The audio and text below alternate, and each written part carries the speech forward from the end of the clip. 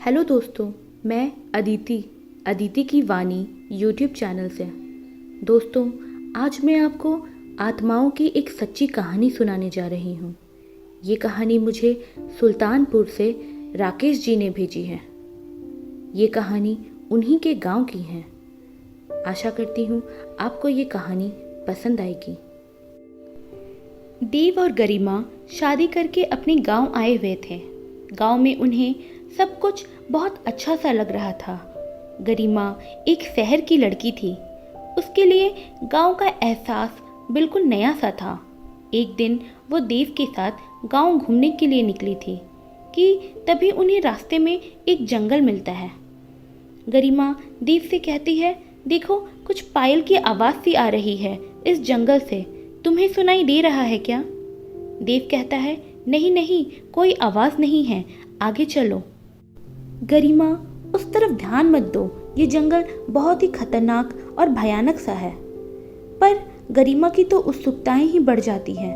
वह कहती है, देव तुम मेरी बात मानो, मैं कह रही हूँ ना तुम्हें, जंगल से आवाज़ आ रही है पायल की। मुझे लगता है हमें एक बार जाकर देखना चाहिए कि कहीं कोई फंसा तो नहीं है उस घने जंगल में। शायद उसे हमारी मदद की ज़रूरत होगी। एक बार तो जाकर देखना बनता है ना देव। देव कहता है, गरिमा तुम मेरी बात मानो और चुपचाप चलो यहाँ से, इधर उधर ध्यान मत दो।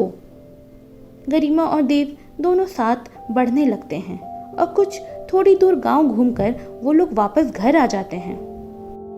पर गरिमा के दिमाग से वो ख्याल ही नहीं जाता कि आखिर वो पायल की आवाज़ किसकी थी और कोई उसे गरिमा गरिमा कहकर बुला रहा था। क्या किसी को उसकी मदद की ज़रूरत थी? सोचते सोचते शाम हो जाती है। गरिमा अब अपने घर के कामों में व्यस्त हो जाती है और इन सारी बातों को भी भूल जाती है। रात का वक्त हो गया था। सभी लोग सोने के लिए अपने अपने कमरे में चले गए।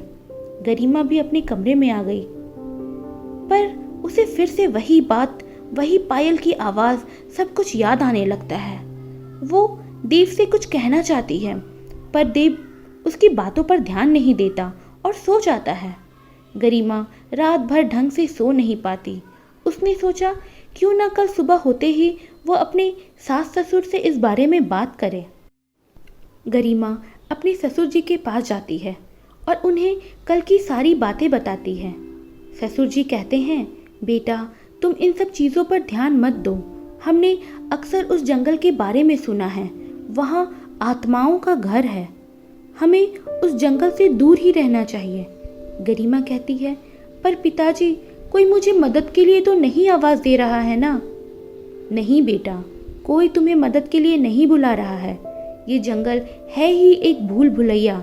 यहाँ से आत्मा लोगों को बुलाती है और उन्हें अपने वश में कर लेती है। इसीलिए मेरी मानो तो तुम उस तरफ ध्यान ही मत दो। शहर की लड़की हो तुम, तुम्हें इस गांव के बारे में नहीं पता। इसलिए बेटा उस जंगल की ओर कभी मत जाना। देव को भी इस बारे में ज़्यादा कुछ नहीं पता है, इसीलिए तुम उसे भी कुछ मत बताना। और जंगल में एक कुआं है, उसके करीब तो तुम लोग कभी मत जाना बेटा, वहाँ जाना खतरे से खाली नहीं। देव कुछ नहीं जानता क्योंकि वो बचपन से ही हमेशा शहर में रहकर पढ़ाई किया है। पर गरिमा ठहरी शहर की पढ़ी लिखी लड़की, उसे तो भूत आत्माओं पर विश्वास ही नहीं था। उसे लगा कि कोई सच में उसे मदद के लिए बुला रहा है और उसे उसकी मदद के लिए जाना चाहिए। और ये कुआं का क्या राज है, ये तो पता ही करना होगा और गांव वालों को ये भूत आत्माओं की झूठी कहानी से छुटकारा दिलाना होगा। गरिमा देव को एक बार और गांव घुमाने के लिए कहती है। दोनों साथ निकलते हैं घूमने के लिए। चलते चलते रास्ते में फिर से जंगल के करीब पहुंच जाते हैं। कुछ 100 मीटर की दूरी पर गरिमा चक्कर आने की एक्टिंग करने लगती है। देव घबराते हुए कहता है, क्या हुआ है तुम्हें गरिमा? अभी तो तुम बिल्कुल ठीक थी। मैं तो तुमसे पहले ही कह रहा था मत आओ इस जंगल की ओर, पर तुम कुछ सुनती ही नहीं हो। पानी पानी, गरिमा लड़खड़ाते आवाज़ में कहती है। देव कहता है, अब मैं इस जंगल में तुम्हें पानी कहाँ से पिलाऊं? गरिमा कहती है, पिताजी ने कल ही मुझे एक कुएं के बारे में बताया जो जंगल के बीचों बीच है और काफ़ी सालों से बंद पड़ा है। चलो हम वहीं जाकर पानी पी लेते हैं और गांव वालों की ये पानी की समस्या को भी सुलझा देते हैं। देव समझ जाता है कि गरिमा चक्कर का बस नाटक कर रही है। वो कहता है, देख लो गरिमा, मैं बार बार तुम्हें मना कर रहा हूँ जंगल की ओर जाने से, पर तुम मेरी बात सुन ही नहीं रही हो। आगे कुछ भी सीधा उल्टा हुआ तो मुझे मत कहना। मैंने बचपन से ही इस जंगल के बारे में कुछ कुछ कहानियाँ सुनी हैं कि कोई एक बार इस जंगल में आ जाता है तो वापस नहीं निकल पाता है। एक बार फिर से सोच लो, क्या तुम्हें जाना है उस कुएं में पानी पीने? गरिमा कहती है, हाँ देव, मैं जाना चाहती हूँ। मैं भी तो देखूं क्या है उस जंगल की कहानी, क्या है वो कुएं का राज। मैं सोच समझ कर ही कह रही हूँ तुमसे। ठीक है गरिमा, चलो, देव कहता है। गरिमा और देव दोनों कुएं की तरफ आगे बढ़ने लगते हैं। कुएं के पास पहुंचते ही एक अलग सी गंध, एक अलग सी बदबू उन्हें आने लगती है। गरिमा थोड़ी सहम सी जाती है। देव उससे फिर से कहता है, वापस चले क्या गरिमा, मुझे भी डर सा लग रहा है। तो गरिमा कहती, नहीं, अब वापस नहीं, मुझे राज जानना है इस कुएं का। कुएं के चारों तरफ पूरा जाला सा लगा हुआ था, पूरा गंदा सा हो रखा था, ऊपर से इतनी गंदी सी बदबू। कुएं के ऊपर एक ढक्कन सा था पत्तों का। देव और गरिमा उस पत्तों को, जालों को जैसे ही कुएं से हटाते हैं तो देखते हैं कुएं में लाशों का ढेर है और कुएं में पानी नहीं बल्कि खून है। देव और गरिमा के पैरों तले जमीन खिसक जाती है लाशों का ढेर देखकर। कुएं से जोर जोर से हंसने की आवाज आती है, जैसे कोई चुड़ैल हंस रही हो। फिर अचानक एक काला साया कुएं से निकलता है। वो कहती है, इतनी जल्दी आ गए तुम लोग मेरे बुलाने पर? मरने की बहुत जल्दी है लगता है। गरिमा घबराते हुए कहती है, हम तो यहाँ तुम्हारी मदद के लिए आए हैं। कौन हो तुम और इस कुएं में क्या कर रही हो?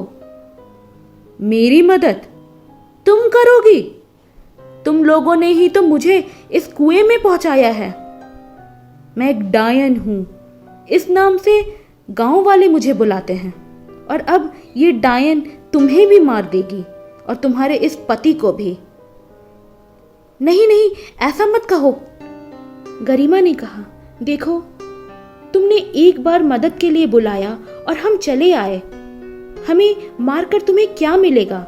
बताओ अपनी कहानी, हम तुम्हारी मदद करेंगे। हम पर विश्वास करो तुम।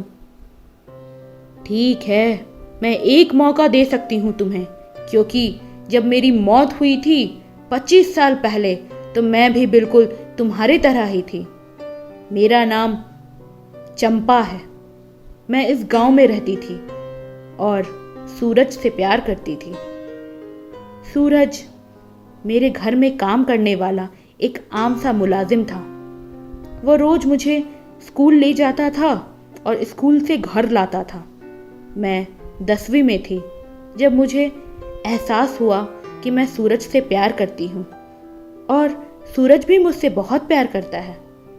सूरज मुझसे कुछ साल बड़ा था और हमसे छोटी जाति का था और गरीब भी था। इसीलिए मेरे घर वालों को जब इस बात का पता चला तो वो सूरज को मेरे से दूर करने के लिए बहुत मारे और गांव से बाहर फेंक दिए। पर हमारा प्यार सच्चा था, इसीलिए सूरज कुछ महीनों बाद वापस ठीक होकर आता है और मुझे अपने साथ चलने को कहता है। मैं भी तैयार थी सूरज के साथ भागने के लिए कि इतने में मेरे चाचा आ जाते हैं और एक ही झटके में सूरज का गला काटकर उसे इस कुएं में फेंक देते हैं और मेरे साथ भी गंदी हरकतें करने की कोशिश करते हैं कि तब तक गांव वाले और मेरे घर वाले वहां इकट्ठा हो जाते हैं। तो चाचा सबसे झूठ कहते हैं कि सूरज मेरे साथ बदतमीजी करने की कोशिश करता था, इसीलिए उन्होंने उसका गला काट दिया। मैं रोती रही, बोलती रही कि सूरज ने ऐसा कुछ नहीं किया, पर किसी ने मेरी बात नहीं मानी, किसी ने मेरे बात पर विश्वास नहीं किया। चाचा के बात पर ही सभी को विश्वास था। मैं रोती रही, उसी रात चाचा फिर से मेरे कमरे में आते हैं और मेरे इज्जत के साथ खेलते हैं। मैं कुछ नहीं कर पाती, कोई मेरी चीख सुनता ही नहीं है। कुछ महीने बाद मैं गर्भवती हो जाती। मेरे माता पिता मुझे गंदी गंदी गालियाँ देकर मुझे घर से निकाल देते हैं और इसका इल्ज़ाम भी वो सूरज पर ही लगा देते हैं। मैंने लाखों बार कहा कि मेरी इस हालत का जिम्मेदार चाचा है, पर किसी ने मेरी बात नहीं सुनी। मैं पढ़ी लिखी थी, इसीलिए मैंने सोचा कि क्यों ना शहर में जाकर अपना टेस्ट करवा लूं और चाचा का पर्दाफाश कर दूं। पर जब मेरे चाचा को इस बात का पता चला तो उन्होंने पूरे गांव के सामने मुझे बदनाम कर दिया और गांव वालों के साथ मिलकर मुझे बहुत मारा और अधमरा कर दिया और जिंदा ही इस कुएं में फेंक दिया। तब से आज तक 25 साल बाद भी मैं इस कुएं में ही हूँ और एक एक कर गांव वालों को मारकर अपनी आग बुझा रही हूँ। और मुझे मुक्ति तभी मिलेगी जब मैं किसी ऐसे इंसान के शरीर में प्रवेश कर पाऊँ जो मेरे दर्द को महसूस कर सके। तब मैं उसके शरीर में घुसकर अपने चाचा को मारकर इस कुएं में फेंक दूंगी। तब मैं इस कुएं से बाहर निकलकर आज़ाद हो पाऊंगी और तभी मेरी आत्मा को इस जंगल से और इस कुएं से मुक्ति मिलेगी। गरिमा चंपा की बातें सुनकर रोने लगती है और कहती है, मेरे बचपन में मेरे चचेरे भाई ने भी मेरे साथ गलत किया था, मेरा बाल शोषण किया था। मैं बस 4 साल की ही थी। मैं उस घटिया इंसान से तो अपना बदला नहीं ले सकी, पर मुझे खुशी होगी अगर तुम अपना बदला पूरा कर सको तो। इस तरह चंपा गरिमा के शरीर में प्रवेश कर जाती है और उसी रात अपने चाचा को मौत के घाट उतार देती है। अब वो जंगल और वो कुआं आत्माओं और डायनों के सायों से मुक्त हो जाता है और वो कुआं का पानी भी स्वच्छ और पीने लायक हो जाता है। गरिमा और देव दोनों बहुत खुश हो जाते हैं। देव गरिमा से कहता है, आज मुझे बहुत खुशी हो रही है कि तुम जैसी सच्ची और बहादुर लड़की मेरी बीबी है। आई लव यू गरिमा, मुझे तुम पर बहुत गर्व है।